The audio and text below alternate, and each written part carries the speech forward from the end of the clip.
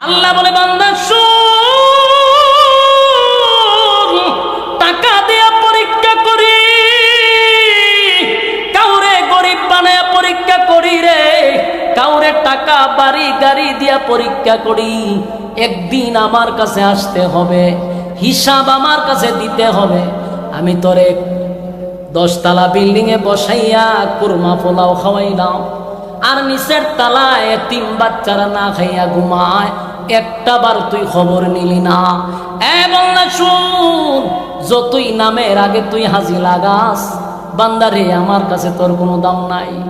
জান্না রাখিস, কিয়ামতের ময়দানে আমি আল্লাহর সামনে পাই পাই করে হিসাব দিতে হবে। হিসাব না দিয়ে সামনে আগানোর কোনো সিস্টেম নাই। কত মাদ্রাসা আছে দেখবেন, এতিমখানা আছে, মা নাই বাবা নাই, দেখার মতো বাচ্চাটারে কেউ নাই। এরকম মাঝে মধ্যে অনেক এতিম আমার মাদ্রাসায় ঢুকছে। আমি গত কিছুদিন আগে পরীক্ষার ছুটি দিছি, কিন্তু হঠাৎ করে দেখি 2 জন বইয়ে রয়েছে, এরা বাড়ির যায় না। কি জানে তোরা বাড়ির গেলে না কা? এখন দেখি মুসামুসি করে। বেশি যখন জিজ্ঞেসি বাড়ির যাও না, এখন খাইয়া দিছে, কোন চোখ দিয়ে পানি পড়ে। এখন আমার আশ্চর্য হলো, কিরে কান্দোস কা? কেউ মারছে? হুজুরে দমকাইছে না? টেকা নাই, কর দিয়া দিই, খানতেছে। পরে আবির হুজুর হুজুর যাইব গো, মাও নাই বাবু নাই, চা একটা দিয়া গেছিন, আর ভর্তির পরে আর আইছে না। আয়া দেখছেও না, তখন যাইতো গো, টেকাও নাই পড়া। এরকম অসংখ্য এতিমখানা মাদ্রাসা আছে, মাঝে মধ্যে যাবেন, তাদের সাথে একবেলা বসে খাইবেন। বাড়িতে বউ বাচ্চা নিয়ে খান। বহু মাদ্রাসায় আছে রে, এতিম বাচ্চা আছে, মাও নাই বাবাও নাই। বছরের পর বছর ওই বাচ্চাগুলি মা বাবার সঙ্গে বৈশা খাইল না। মা বাবার সঙ্গে বৈশা খাওয়ার আনন্দ তাদের কপালে নাই। তাই টাকাওয়ালা ভাই, নিজের সন্তানগুলি আছে, আপনার সন্তান যদি এতিম হয়ে যেত কেমনটা লাগতো। তাই মাঝে মধ্যে নিয়ত করবেন, আজকে অমুক মাদ্রাসায় গিয়ে দুপুরে একবেলা খাবো, এতিম বাচ্চাদেরকে খাওয়াবো, নিজে খাবো। এটার মধ্যে একটা আনন্দ আছে। আল্লাহর নবী বলেন, এতিমদেরকে যারা মহব্বত করবে, এতিমদের মাথায় যারা হাত বোলায়া দিবে, ওয়াদা দিলাম জান্নাতে আমি নবীর সঙ্গে তারা এতটুক দূরত্বে থাকবে। সুবহানাল্লাহ, বাড়িতে আল্লাহর নবী 2টা আঙ্গুল দেখাইল, এতটুক দূরত্বে আমি আর নবী, আমি আর আমার উম্মত থাকবো। আল্লাহ বলেন, বন্ধু আপনি এতিম ছিলেন, তাই আপনি এতিমদের প্রতি কঠোর হইয়েন না। আমার যুবক ভাইরা, আল্লাহ বলেন ফাআম্মাল ইয়াতীমা ফালা তাকহার, বন্ধু এতিমদের প্রতি আপনি কঠোর হইয়েন না। ওয়া আম্মাস সাইলা ফালা তানহার, আর যারা চাই আছে, দরিদ্র আছে, মিসকিন আছে, কেউ যদি আপনার কাছে চায়, তাদের সঙ্গে কঠোর আচরণ করবেন না, তুস্তাস করবেন না, ধাক্কা দিবেন না। অনেক সময় দেখবেন রাস্তাঘাটে ভিক্ষুক দ্বারা, এখন তো নকল ভিক্ষুকের অভাব নাই, ব্যবসায়ী ভিক্ষুক আছে। এই ব্যবসায়ী ভিক্ষুকদের কারণে অরিজিনাল ভিক্ষুক চিনাটা বড় কঠিন। অরিজিনাল অনেক ভিক্ষুক আছে। মাঝে মধ্যে আমি রাস্তা দিয়ে যাই আর দেখি অনেক ভিক্ষুকের হাত নাই, পা নাই। এরকম ভিক্ষুক দেখছেন নি? বাড়ি এটা ওই মাথার সামনে তো রাখে, আর ভাবো নাই এত নামে ঘুরছে। অনেক সময় দেখা যায় গইরাই, এমনি গইরা মুখের মধ্যে এটা লইয়া এমনি গইরা। কত ভিক্ষুক রাস্তাঘাটে দেখবেন গইরাইয়া গইরাইয়া ভিক্ষা করে, হাতও নাই পাও নাই। আমরা মাঝে মধ্যে 10 টাকা দিয়া চলে যাই, কিন্তু না, মাঝে মধ্যে দাঁড়াইবেন, দাঁড়াইয়া তাদের দিকে তাকাইবেন, আর আসমানের দিকে তাকাইয়া শুকরিয়া আদায় করবেন, মালিক আপনি চাইলে তো আমার এই জায়গায় শোয়া দিতে পারতেন। আল্লাহ আপনি আমার চাইলে ভিক্ষুকের তালা আমার হাতে ধরাইয়া দিতে পারতেন গো। আজকে আমি কত স্বাবলম্বী, আমার হাত আছে, পা আছে, চোখ আছে, মানুষ আমারে মূল্যায়ন করে, মানুষ আমারে কত মহব্বত করে। আপনার যদি হাত পা না থাকতো, কসম খোদার কেউ আপনার সঙ্গে সেলফি তুলতো না, আপনার বন্ধু হইতো না। কোনো ভিক্ষুক হাত নাই পা নাই, তার বন্ধু নাই রে, তার কোনো বন্ধু নাই। তার আত্মীয় স্বজন থাকলেও তারে পরিচয় দেয় না, তারে দেখলে এড়ায়া চলার চেষ্টা করে, কারণ তার হাত নাই পা নাই, তার সঙ্গে কেউ সেলফি তুলে না।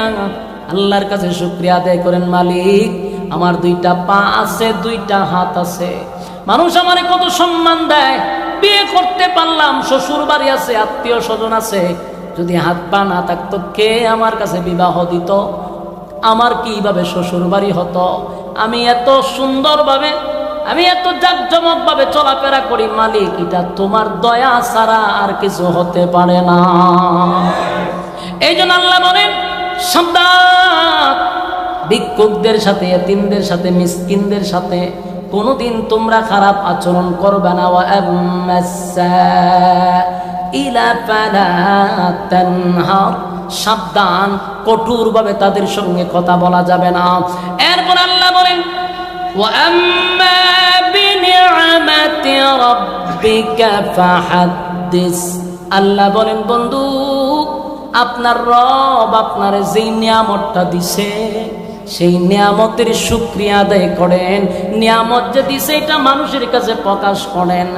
আপনি আমার যদি আল্লাহ সুস্থ রাখে, শুকরিয়া আদায় করবো কা?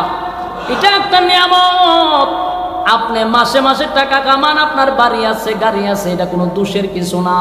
একটা মানুষের যদি প্রশস্ত বাড়ি থাকে, গাড়ি থাকে, বউ থাকে, তার থেকে ভাগ্যবান আর কেউ হতে পারে না। শেষ দুনিয়ার সবচেয়ে সুখী মানুষ যদি আল্লাহর গোলামি করে। গা বাড়ি যদি 20টা থাকে ঢাকা শহরে, আর যদি আল্লাহর ইবাদত বন্দি করে, তাহলে কি দোষের কিছু? হ্যাঁ, কথা বলুন। ইসলামে কি আপনারা কইছে গরিব হয়ে থাকতে? আপনারা আছে, আপনার শান শৌকতে চলেন না কা? এই সমস্যার থেকে বাইর হয়ে আসতে হবে। আমরা এমন একটা বাপ দড়ি পাঞ্জাবি ফিসাদা বলতে বলতে উপর উঠছে, তাই না? আল্লাহওয়ালা বুজুর্গ তসবি জোরে সুবহানাল্লাহ, অথচ 5 টাকা একটা ইস্তারি দেয় না, বুজুর্গ কি বাপ? এটা বন্ডামি ছাড়া আর কিছু না, এটি বন্ডামি।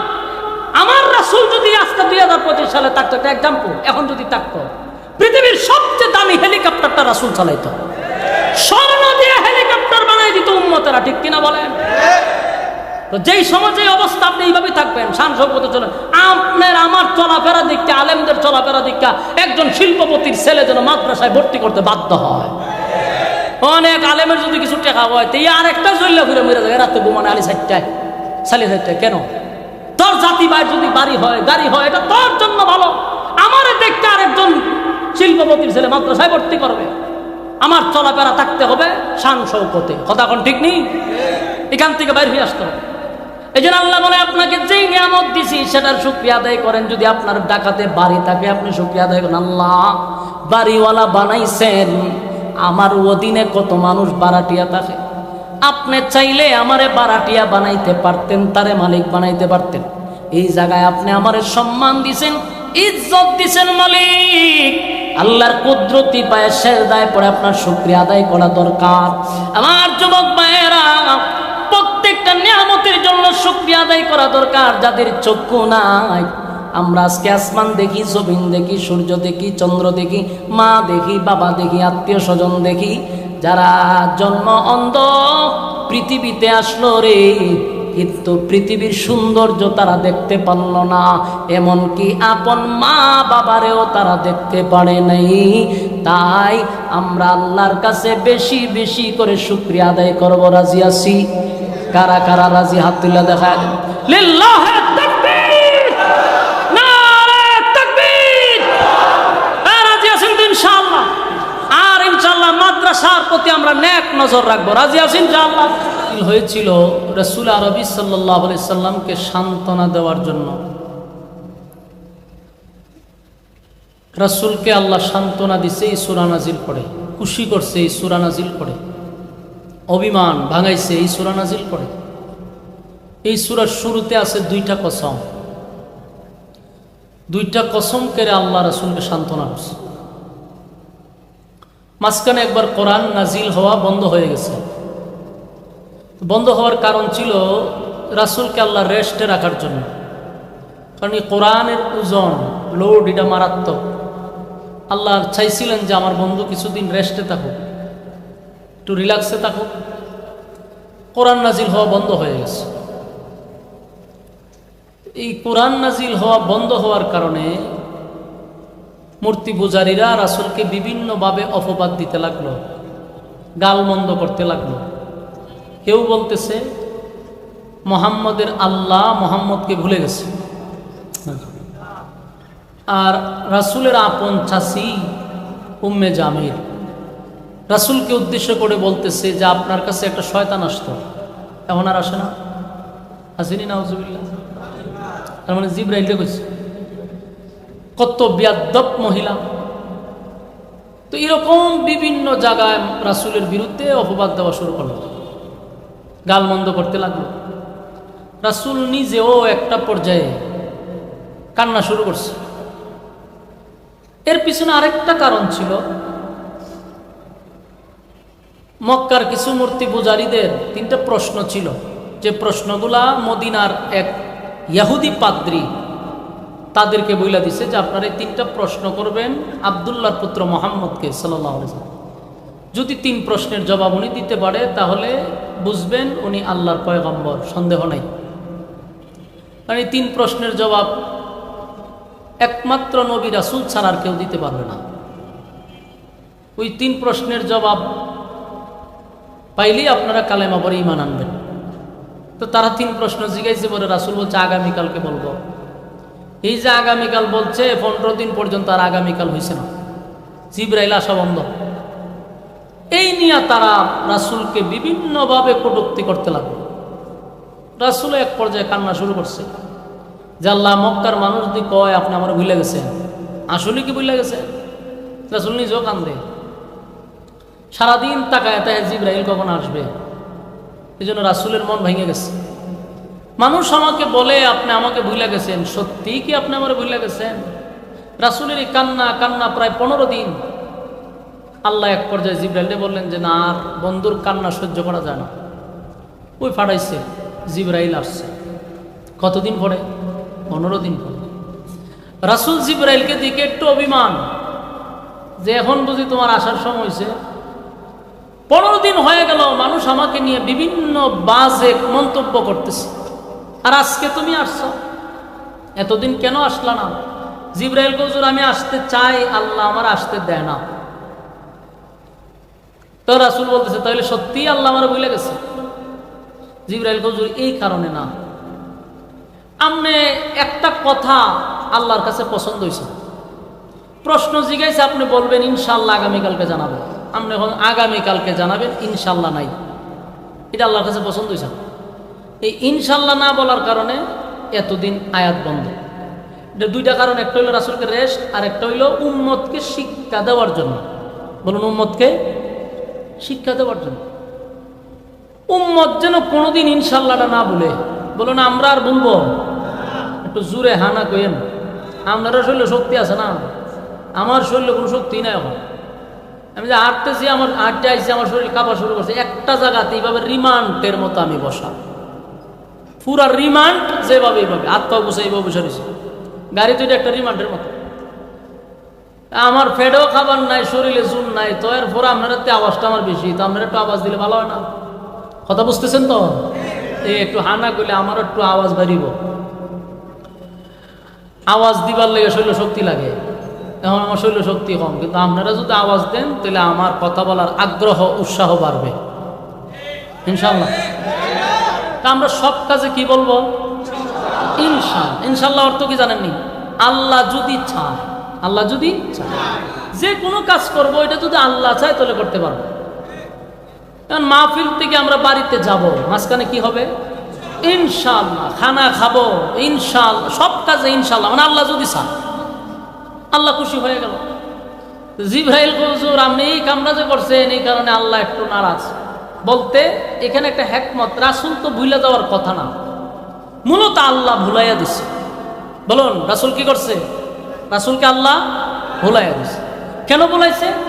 উম্মতকে শিক্ষা দেওয়ার জন্য। রাসূল ভুলে নাই, আল্লাহ ভুলাইছে। নাহলে তো একদিনে নে ভুলাওয়ার কথা, 15 দিন কি ইনশাআল্লাহ ভুলে গেছে? এটা আল্লাহ তাআলা ভুলাইয়া দিছে। তখন বলল হুজুর এই জন্য আমি আসতে পারিনি। তো আল্লাহ রাসূল কাঁদতেছে যে সবাই কয় আল্লাহ আমার ভুলে গেছে। জিবরাইল হুজুর আল্লাহ আপনারা খুশি করবার লাগিয়া একটা সূরা নাজিল করছে। সূরার শুরুতে দুইটা কসম, ওয়াদ-দুহা ওয়াল-লাইলি ইযা সাজা মা ওয়াদ্দা'আকা রাব্বুকা ওয়া মা ক্বালা ওয়ালাল-আখিরাতু খায়রুল লাকা মিনাল উলা ওয়ালাসাউফা ইউ'তিকা রাব্বুকা ফাতারদা। আল্লাহ রাব্বুল আলামিন সূরা নাজিল করছে। প্রথম কসম কয়টা? জোরে কয়, দুইটা কসম। ওয়াদ-দুহা সূর্যের আলোর কসম, ওয়াল-লাইলি ইযা সাজা রাতের অন্ধকারের কসম। এই ওয়াদ-দুহার আরেকটা ব্যাখ্যা, ওয়াদ-দুহার আরেকটা ব্যাখ্যা হইল রাসূল আপনার সুন্দর উজ্জ্বল চেহারার কসম। সুবহানাল্লাহ। আল্লাহ রাব্বুল আলামিন বলেন, বন্ধু আপনার উজ্জ্বল সুন্দর চেহারার কসম। ওয়াদ-দুহার একটা ব্যাখ্যা হলো সূর্যের আলোর কসম, আরেকটা হলো নবী আপনার সুন্দর উজ্জ্বল চেহারার কসম। ওয়াল-লাইলি ইযা সাজা এটার আরেকটা ব্যাখ্যা আছে, রাতের অন্ধকারের কসম। আবার নবীর কালো চুলের কসম। সুবহানাল্লাহ। আমার নবীর সুন্দর চেহারার কসম করছে, আবার নবীর সুন্দর চুলের কসম করছে। সুবহান। চুল কত সুন্দর হইলে আল্লাহ নিজে চুলের কসম করে। এখন আপনারা এই যে কথাগুলি শুনবেন, আমি একটু আপনাদেরকে বলি, যেহেতু সময় শেষ, যতক্ষণই কথা বলবো আমরা একটু মনোযোগ দিয়ে শুনলে আপনি নিজেই বুঝতে পারবেন যে প্রতিটা আয়াত যেন নবীরে খুশি করবার লাগি নাজিল করছে। প্রতিটা আয়াতে শুধু নবীর প্রশংসা। ওয়াদ-দুহা ওয়াল-লাইলি ইযা সাজা দিনের আলোর কসম, রাতের অন্ধকারের কসম। মা ওয়াদ্দা'আকা রাব্বুকা ওয়া মা ক্বালা দুইটা কসম করছে। এ রব্বি কারীম দুইটা কসম করে আল্লাহ বলেন, বন্ধু মা ওয়াদ্দা'আকা রাব্বুকা ওয়া মা ক্বালা আপনার রব আপনাকে ভুলে নাই, আপনার প্রতি অসন্তুষ্ট হয় নাই। কসম করে বলছে, মা ওয়াদ্দা'আকা রাব্বুকা ওয়া মা ক্বালা আপনার বন্ধু আপনার প্রতি বিরক্ত হয় নাই, অসন্তুষ্ট হয় নাই, আপনার প্রতি খুশি। ওয়ালাল আখিরাতু খায়রুল লাকা মিনাল উলা আল্লাহ বলেন, ওয়ালাল আখিরাতু খায়রুল লাকা মিনাল উলা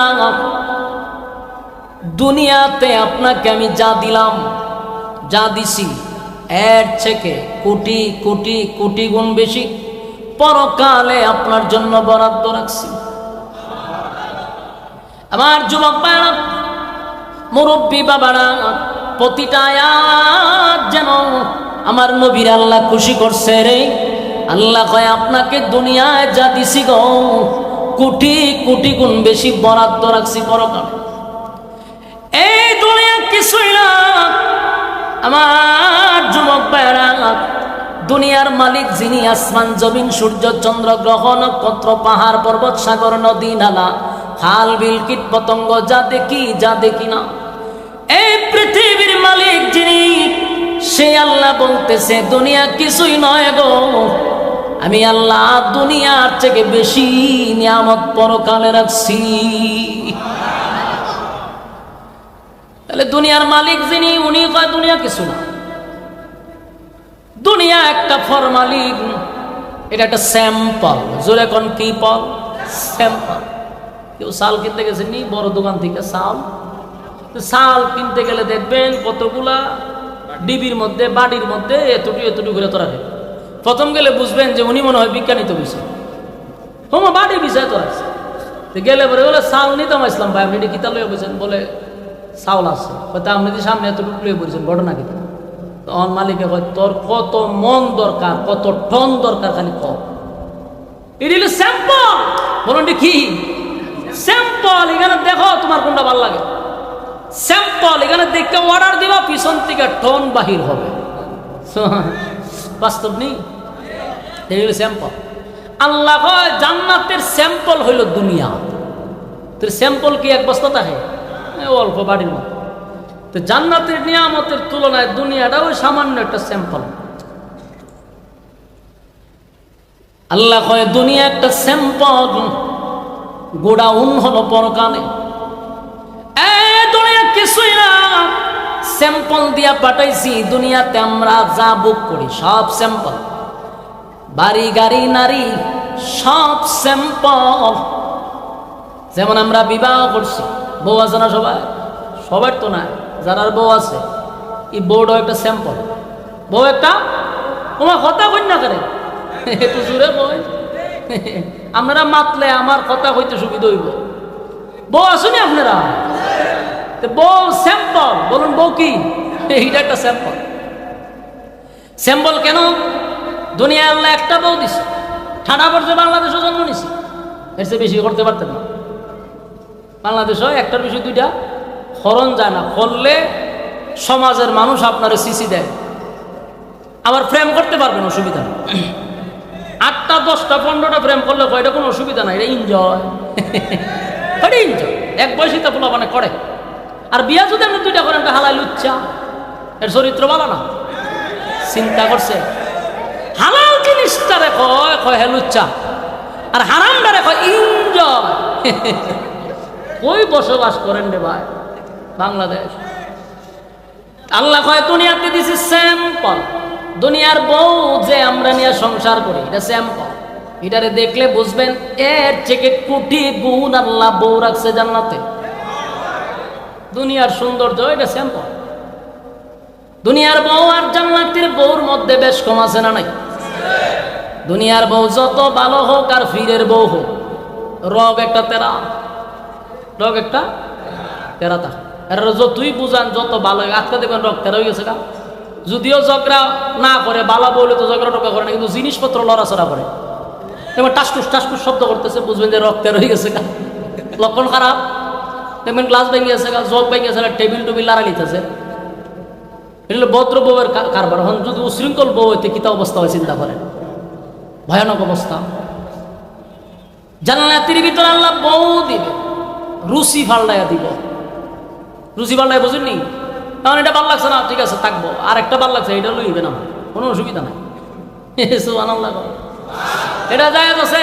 তখন সর্বনিম্ন জান্নাতের বউ দিব কমপক্ষে 72টা। হ্যাঁ, সুবহানাল্লাহ জুড়ে আইছে, কমপক্ষে 72টা দিব। চিন্তা করছেন কি খুশির সংবাদ! আল্লাহ কয় দুনিয়ায় যে বউ দিছি না স্যাম্পল, জান্নাতের ভিতরে যে বউ দিব এই বউগুলা কোনোদিন রোগ তেরা হবে না, জিনিসপত্র লড়তো না, জিনিসপত্র ভাঙতো না। আল্লাহ কয় এক একটা বউয়ের দিকে তাকাইয়া এক একজনের 40 দিন চলে যাবে, সে কইতে পারতো না। চিন্তা করতেন কতদিন? হে এমনি যে সাহেব হেতু সর্বনাশের চোখের পলক পড়ে না। এত সুন্দর, এত সুন্দর একটা হুর। যদি একটা বউ যদি খালি দুনিয়াতে হাত বাড়াইতো, সূর্যের আলো জাগাত বন্ধ হয়ে যেত। কেমন সুন্দর! দুনিয়ার ভিতরে যা দিছে সব স্যাম্পল। আল্লাহ কয় ওয়ালাল আখিরাতু খায়রুল লাকা মিনাল উলা। দুনিয়ার স্যাম্পল যা দিছি কোটি কোটি গুণ বেশি আমি পরকালে বরাদ্দ রাখছি। দুনিয়াতে যাদের বাড়ি আছে ঢাকা শহরে 8 তলা 10 তলা 20 তলা, এটাও স্যাম্পল। আল্লাহ কয় জান্নাতের ভিতরে এক একজনে বাড়ি দিবে এই পৃথিবীর 10টা পৃথিবীর সমান রাজত্ব। সুবহানাল্লাহ, এই পৃথিবীর 10টা পৃথিবীর সমান এক একটা জান্নাত হবে। সুবহানাল্লাহ। ই ওয়াজ আগে করলে সুশীল সমাজরা হইতে কিতা কয় হুজুর, হয় কিতা, এটা হাসা হয়নি। এখন যখন গবেষণা করছে দেখে যেই পরিমাণ জায়গা আছে 10 টাকারে এই পৃথিবীর 1000 সমান দিল জায়গা পুরাবে না। বিজ্ঞান বিশ্বাস করে এখন। কথা বুঝতেছে? আল্লাহ বলেন সর্বনিম্ন 10টা পৃথিবীর সমান জান্নাত দিবে, বউ দিবে, গাড়ি দিব, বাড়ি দিব, নারী দিব, কোনো জিনিসের অভাব নাই। সুবহানাল্লাহ। তবে দুনিয়া হলো স্যাম্পল। আল্লাহ বলেন ওয়াদাল আখিরাতু খায়রুল লাকা মিনাল উলা। বন্ধু আপনাকে আমি যা দিছি কোটি কোটি গুণ আপনার জন্য পরকালে আমি বরাদ্দ রাখছি গো নবী। এই কথা বলতেছিল। এরপর আল্লাহ বলেন ওয়ালা সাউফা ইউতিকা রাব্বুকা ফাতারদা। আমার যুবক ভাইরা, আয়াতের দিকে যদি লক্ষ্য করি বোঝা যায় এই সূরাটাই নাজিল হয়েছে যেন আল্লাহ নবীরে খুশি করবার লাগে। আল্লাহ কয় ওয়ালা সাউফা ইউতিকা রাব্বুকা ফাতারদা। বন্ধু আপনারে আমি অচিরেই খুশি করব, অচিরে এমন খুশি করা করব গো নবী, যত দিব আপনি খালি খুশি হবেন। দিতেই থাকবো, দিতেই থাকবো, দিতেই থাকবো, খুশি না হওয়া পর্যন্ত বন্ধ করব না। তাফসীর কারকরা বলেন এর দুইটা ব্যাখ্যা হইতে পারে। একটা হয়তো মক্কা বিজয়, আর একটা হলো মেরাজের রজনী। আরো অনেক কথা বলছে আল্লাহ তাআলা, আরো খুশি করবেন যে বলছে এটার একটা কারণ এটারে ও চিরি খুশি করবে, তার মানে মক্কা বিজয়। অথবা ওই যে আল্লাহ 7 আসমানে ইনভাইট করছে, দাওয়াত দিয়ে নিছে না 7 আসমানও, এটার সুসংবাদ হয়তো বা নবীরে বুঝাইছে। আরেকটা কারণ হতে পারে কিয়ামতের কঠিন ময়দানে বন্ধুকে খুশি করার জন্য আল্লাহ বলবে বন্ধু আজকে আপনাকে আমি শুধু খুশি করব। বলুন আপনি কেমনে খুশি হবেন, কি দিলে খুশি হবেন? আল্লাহর হাবিব তখন বলবে মালিক আমি ততক্ষণ না পর্যন্ত খুশি হব না যতক্ষণ আমার উম্মত সব জান্নাতে যাবে না। আমার নবীর কত মায়া। আর একটা গুনাহগার উম্মত যদি জাহান্নামে থাকে গো, আমি নবী খুশি হব না। আপনি আমার উম্মত গুলাকে জান্নাতে দেন, আমি নবী খুশি হব। আল্লাহ তখন বলবে বন্ধু অর্ডার দিলাম, আপনার যারে খুশি তারে লইয়া আপনি জান্নাতে যান। সুবহানাল্লাহ। দিয়া দিব সুপারিশের অধিকার, তার আমরা সুপারিশ করে লইয়া যান। আমার হাবিবকে আল্লাহ এত পাওয়ার দিছে বন্ধুরে খুশি করার জন্য। আল্লাহ বলেন আপনার যারে খুশি তারে লইয়া জান্নাতে যান, কোনো বাধা নাই, সুপারিশের অর্ডার দিয়া দিলাম। অথচ আদম নবীর থেকে নিয়ে ঈসা রূহুল্লাহ পর্যন্ত জান্নাতের গেটের সামনে দাঁড়ায় থাকবে রে, জান্নাতের দারোয়ান গেট খুলবে না যতক্ষণ না পর্যন্ত আমার নবীর জান্নাতের গেটের সামনে না পৌঁছবে, ততক্ষণ গেটই খুলবে না। কত ভাবার! সুবহানাল্লাহ। একটা খুশি আর একটা হলো মেরাজের রজনীতে বন্ধুরে ইনভাইট করে 7 আসমান টপকাইয়া সিদরাতুল মুনতাহা টপকাইয়া আরশে আজিমে নিয়ে গেছে। সুবহানাল্লাহ। জান্নাত জাহান্নাম ভ্রমণ করাইছে, এটা একটা খুশি। আর একটা খুশি হলো পরবর্তীতে আমার আল্লাহ মক্কা বিজয় দিছে। সুবহানাল্লাহ। ইন্না ফাতাহনা লাকা ফাতহাম মুবিনা। বন্ধুরে খুশি করছে, নিশ্চয় আমি আপনাকে বিজয় দান করলাম, এটা হইতে পারে এটার একটা ইঙ্গিত। এজন্য ওয়ালা সাউফা ইউতিকা রাব্বুকা ফাতারদা। এরপর আল্লাহ বলেন আলাম ইয়াজিদকা ইয়াতীমান ফাআওয়া। আমার যুবক ভাইরা কথাগুলি একটু মনোযোগ দিয়ে শুনেন। এর আগের আয়াত বলছে ওয়ালা সাউফা ইউতিকা রাব্বুকা ফাতারদা আলাম ইয়াজিদকা ইয়াতীমান ফাআওয়া। এই আয়াত থেকে আল্লাহ কি বুঝাইতেছে? এখন যতগুলো আয়াত এগুলো অতীতের কথা, অতীতের কথা রাসূলকে শুনাইয়া আল্লাহ বুঝাইতেছে বন্ধু তখনও আপনাকে ভুলি নাই, আর এখন বলবো কেমনে? আপনি এতিম ছিলেন, আপনি তো এতিম ছিলেন, আমি আল্লাহ আপনাকে আশ্রয় দিছি। আপনি যে বলেন আপনারা আমি ভুলে গেছি, আপনারা কি আমি আশ্রয় দেই নাই? দেখবেন কোনো বন্ধুর সাথে যদি কোনো বন্ধুর ঘনিষ্ঠ সম্পর্ক হঠাৎ করে মাঝখানে একটু গ্যাপ হয়ে যাবে, মাঝে মধ্যে একটু গ্যাপ হয় না, অথবা অভিমান হয়, ঝগড়া হইলে তখন এক বন্ধু আরেক বন্ধুরে কয়, দেখ তুই যে সময় শিবু মার্কেটে দোকান দিছিলি, তোর হাতে টাকা আছে না, আমি তোরে 50,000 টাকা দিয়ে কিন্তু সাহায্য করছিলাম। বন্ধু তুই কিন্তু এরকম বিপদে পড়ছিলি, আমি তোর হুন্ডার দিয়ে ধরে লই আসলাম। তুই হসপিটালে গেছিলি, কেউ যায় নাই, আমি গেছিলাম। এগুলা কেন বলে? বইলা বন্ধুরে বুঝাইতেছে আমি তোর প্রিয় লোক, বিপদের সময় আমি তোর কাজে আসলাম। কথা কইনা দি বন্ধুর রাগ ভাঙাইতেছে। আল্লাহ রাব্বুল আলামিন বলেন, আলাম ইয়াজিদকা ইয়াতীমান ফাআওয়া, আপনি এতিম ছিলেন, আমি আপনাকে আশ্রয় দিছি। আমার নবী ছিলেন সমস্ত ইয়েতিমের সর্দার। পৃথিবীতে যত ইয়েতিম আছে, সমস্ত ইয়েতিমদের মধ্যে আমার নবী হলো ইয়েতিমের সর্দার। এতিমের সবচেয়ে বেশি দুঃখ আমার নবীর থেকে কেউ বুঝে না। তাই আল্লাহ বুঝাইতেছে, বন্ধু ইয়েতিম ছিলেন, আলাম ইয়াজিদকা ইয়াতীমান ফাআওয়া, এতিম ছিলেন, আমি কি আপনাকে আশ্রয় দেই না? অতীতের কথা বলতেছে। এরপর আল্লাহ বলেন, ওয়াজাদাকা দাল্লান ফাহাদা, আল্লাহ বলেন বন্ধু আপনি তো পথহারা অবস্থায় ছিলেন। এটার ব্যাখ্যা হলো, মানুষ যখন এতিম হয়, কোনো ছেলে যখন এতিম হয়, গার্জিয়ান থাকে না। কোনো বাচ্চা যদি এতিম হয় রে, মাও নাই, বাবাও নাই, আত্মীয় স্বজন কেউ নাই, এই ছেলেটার গার্জিয়ান নাই, তখন ছেলেটা কিন্তু লেখাপড়া করে না, টুকায় হয়। কথা হয় না? কি হয়? টুকায় হয়ে যায়, রাস্তাঘাটে চিন্তায় করে, মোবাইল চুরি করে, বকর সকর করে, কারণ গার্জিয়ান নাই তো, কেউ শিখায় না, পড়ায় না। আল্লাহ কয় আপনি এতিম ছিলেন, আপনি তো এতিম অবস্থায় গার্জিয়ান ছিল না, কেউ ছিল না, আপনি ইচ্ছা করলে তো পথ হারা হইতে পারতেন। আমি আল্লাহ আপনারে ফিরায় রাখছি, আমি আপনার পথ দেখাইয়া দিচ্ছি, পথ হারা হইতে আপনাকে দেই নাই। সুবহানাল্লাহ। আল্লাহ বন্ধুরিতে বুঝাইতেছে, ওয়াজাদাকা আইলান ফাআগনা, আল্লাহ এরপরে বলেন, বন্ধু আপনি নিঃস্ব ছিলেন, গরিব ছিলেন। আল্লাহ কি কয়?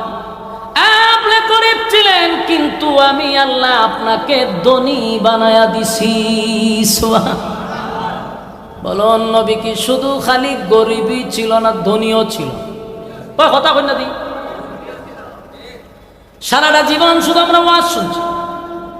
নবী গরিব ছিল, নবীর পেটে পাথর ছিল, এই ওয়াজ শোনায়া কানো দুইরা ওয়াজও টান মারে, মানুষ চিত্তে ঘুরে যাবে। ভাইটা সত্য কথা, নবী গরিব ছিল, পেটে পাথর ছিল। এইখানের ওয়াজ কি শেষ না পরের পৃষ্ঠা আছে? আপনাকে আমি ধনী বানাইছি, তাহলে ধনী কথাটাও বলা দরকার নাইলে ইসলামটারে আপনারা একেবারে 12টা বাজায় দিছেন। সুশীলরা মনে করে ইসলাম মানেই হলো ফকির মিসকিন। আজকে শিল্পপতির ছেলে মাদ্রাসায় ভর্তি করতে চায় না, হয় মাদ্রাসায় হুজুররা খাইতো বা না, কত কষ্ট করে চলে, গরিব মিসকিন এতিম, এরকম নজরে আমরা দেখে। আর এর জন্য দায়ী হলাম আমরা হুজুররা দায়ী। খান হারা জীবন খানদিরা নবীর ভেড়া ভাত, নবীর ভেড়া ভাত। এই ওয়াজই খালি হুন তো মানছে, পরে যে নবী দেশের প্রেসিডেন্ট হইছে এই কথা কস না কেটে, নবী যে দেশ পরিচালনা করছে সেই কথা বলস না কেন? এই কাঠমৌলবী গুলা শুধু নবীর ভেড়া ভাত্তর হইয়া বইরাত রাখছে, আর সমস্ত নাস্তিক গুলা এই ওয়াজ পাইয়া হয় দেখছো নি, নবী গরিব আছেন আর হুজুররা নিস্তারি দিয়ে কাপড় পরে, হুজুররা গাড়ি দিয়া চড়ে, এরারে এমন ভাবে ব্রেইন ওয়াশ করছে। শুনেছেন ইসলাম করি, হে ওই ওয়াজ করে নবীর ভেড়া ভাত্তর, আবার গিয়া রান সাবায় ইচ্ছা মতে রাখো, দেশি মুরুগ লাগবো, আর মোর মুরুগ সাবাই তারি না, আমার দাঁতও দোষ, জিব্বার দোষ, আমি সবসময় দেশি মুরুগ খাই। তো তুই না ওয়াজ করে নবীর ভেড়া ভাত করতে পার, মুরুগ কাজ কেমনি? চিন্তা করছেন নি? এই মানুষগুলারে ইসলাম থেকে কতটুক দূরে সরাই রাখছে আপনারা বুঝতেছেন? আজকে 2025 সালে আইসা যখন কোনো আলেম রাজনীতি করতে যায়, তখন ওই সমস্ত সুশীলরা কয় হুজুররা রাজনীতি পাইছে গো, হুজুররা থাকবো মসজিদ, হুজুররা থাকবো মাদ্রাসা, টিফিন বাড়ি দিয়া গরম ভাত না দিব, হুজুরে মাসা দিয়ে খাইব, আমরার বাপ মরবো, হুজুরে জানাজাত দিব, সেখানে গিয়ে হুজুরে মিলাদ করাইবো 50 টাকা দিব। হুজুরের খাম তুই না, হুজুর কেন রাজনীতি করতো? এই যে ব্রেন ওয়াশ করে রাখছে, এর একটা অপরাধী হইলাম আমরার মতো কিছু মৌলবীরা। কারণ এই সমস্ত জাহেল গুলার এই ওয়াজ শুনাইছে তো, এই জাহেল গুলা জানে না যখন আমাদেরকে বলে রাজনীতি পাইছো কই, আমরা তো বুক ফুলিয়ে বলি আমরা রাজনীতি শিখছি স্বয়ং রাসূলুল্লাহর কাছ থেকে, রাজনীতি শিখছি রাসূলের কাছ থেকে। আমরা প্রশ্ন করার দরকার ছিল তোরা রাজনীতি পাইছো কই? আমাদের রাজনীতি পাইছিনার এভিডেন্স আছে, ডকুমেন্টস আছে, আমরা অমুকের কাছ থেকে রাসূলের কাছ থেকে রাজনীতি শিখছি। তোরা করতে শিখলি? এখন এরা সর্বোচ্চ কইতে পারবো যে আমরা ফেরাউনের থেকে শিখছি, আনালে হামাইনার থেকে শিখছি, আবু জাহিলের থেকে শিখছি, আনালে আপনি কইব না কি আমারে বলেন? এই জন্য দেখবেন এদের কাজ কাম চলা ফেরা কিছু আবু জাহেল মার্কা, কিছু ফেরাউন মার্কা, কিছু হামাইন্না মার্কা। কারণ যারে যে নেতা মানে তার প্রভাব তার শরীরে পড়ে। ঘটনা তুই কেন করছে? আমরা জিগায় রাজনীতি হয়েছে কো? এরে রাজনীতি আমরা জন্ম দিছি রাজনীতি। আমরা তোরা এখন ডেলি জিগা ভাই রাজনীতি বেঁচে কো, নাহলে ফটকা হয় রাজনীতি বেঁচে কো। ফাজিল কোথাকা হুজুর রাজনীতি নির্বাচন তারা কয় আপনার রাজনীতি পাইছেন কো? কত বড় বেদ্দপ! আমরা রাজনীতি পাইছি তুই জিজ্ঞাস কা? আমরা তোরা জিগা মোহন থেকে হ্যাঁ ভাই সব রাজনীতি চুপচাপ মাথা নিচু দিয়ে করে দেবি গা, ঠিক মাথা ফাতলা, বেশি ফাঁকটামি করে। বাস্তব না বাস্তব? অনেক দুষ্ট আমি আর দিয়ে লাভ নাই, দুষ্ট আমরা মৌলবীর মধ্যে আছে। মৌলবী খানদের ওয়াজ করছে নবী গরিব পেটে ভাত্তর, এখন মানুষেরা খান্দাইছে সব সিত্তিয়া মিত্তিয়া চোখের পানি ফালাইয়া মুহুক মুচ্চা বাড়ির যায়, তো যে একটা খানদানি খান্দাইছে নবী পেটে ভাত্তর আছে। আবার হুজুরে মুহুক মুচ্চা গিয়া হয় দেশি মুরুক আছে, তুই ওয়াজ করলে কি আর খাইলি কি? খাওয়ানোর ওয়াজ তো মিলল না রে ভাই, বাস্তব না বাস্তব? এই সমস্যার একমাত্র কারণ হলো আমরা। আল্লাহ কয় আপনি গরিব ছিলেন ধনী বানাইছি। আমার নবী দেশের রাষ্ট্রনায়ক ছিল, প্রেসিডেন্ট ছিল। আপনি ধনী গরিব ছিলেন, আমি আপনাকে ধনী বানাইছি। এখান থেকে বোঝা গেল শুধু গরিব নয়, নবীরে আল্লাহ ধনীও বানাইছে। আম্মা জান খাদিজা ওয়াটার সম্পত্তির মালিক ছিল। আম্মা জান খাদিজা উনি কিন্তু একজন শিল্পপতি মহিলা ছিল। নবীর কাছে বিবাহ বসার পরে, ইসলাম ধর্ম গ্রহণ করার পরে আম্মা জান খাদিজার যত সম্পত্তি আছে সব নবীর জন্য দিয়া দিছে। আম্মা জান খাদিজা বলেন, পয়গম্বর আমার যত সম্পদ আছে সব ইসলামের জন্য আমি দিয়া দিলাম, আপনার যেখানে মনে চায় সেখানে আপনি খরচ করবেন। সুবহানাল্লাহ। আমার যুবক ভাইরা, আল্লাহ রাব্বুল আলামিন তার বন্ধুরে খুশি করার জন্য এইভাবে একে একে সব কথাগুলি তুলে ধরলেন। ওয়াজাদাকা আইদান ফাগনা, আপনি গরিব ছিলেন, আপনাকে আমি ধনী বানাইছি। এরপর আল্লাহ বলেন, ফাআম্মাল ইয়াতীমা ফালা তাকহার। এখানে আরেকটা কথা হলো, আল্লাহ বলেন বন্ধু আপনি এতিম ছিলেন, তাই এতিমের প্রতি আপনি কঠোর হইয়েন না। এটা শুধু নবীকে বলে নাই, কিয়ামত পর্যন্ত সমস্ত উম্মতি মুহাম্মদীকে উদ্দেশ্য করে আল্লাহ বলেন, এতিম যারা আছে রে তাদের উপরে কঠোর হওয়া যাবে না, তাদের উপরে বিরক্ত হওয়া যাবে না, তাদের হক নষ্ট করা যাবে না, তাদের সম্পত্তি মাইরা খাওয়া যাবে না, এতিমদের প্রতি কঠোর হওয়া যাবে না। আজকে কোটি কোটি কোটি কোটি টাকার মালিক, ঢাকা শহরে বাড়ির অভাব নাই, টাকা পয়সার অভাব নাই, বাড়ির পাশে এতিমরা না খাইয়া ঘুমায়, বাড়ির মালিকের খবর নাই। বলেন আমরা মাদ্রাসার সাথে আছি, আলেম ওলামার সাথে আছি ইনশাআল্লাহ, কোরআনের পক্ষে আছি তো ইনশাআল্লাহ। সবাই রাজি আছেন? পরীক্ষা করতাম নি, বিসমিল্লাহ কর, পকেটে হাত ঢুকাই দেন, পকেটে হাত ঢুকাই দেন, পকেটে হাত ঢুকাই দেন, ঢুকাই দেন। যার পকেটে যা আছে বাড়ার একটা সব দিয়া দিবেন। মাদ্রাসা না থাকলে ইসলাম থাকবে না, কথা বুঝতেছেন? দ্বীনি শিক্ষা না থাকলে মানুষ চতুষ্পদ জানোয়ার হয়ে যাবে। এই জন্য মাদ্রাসাগুলি, নবীর বাগানগুলি টিকায় রাখার দরকার আছে না নাই? হ্যাঁ, ঢুকায় মোনাজাতের আগে উঠতে পারবেন না। এর ভিতরে আমি আরেকটা কথা বলি,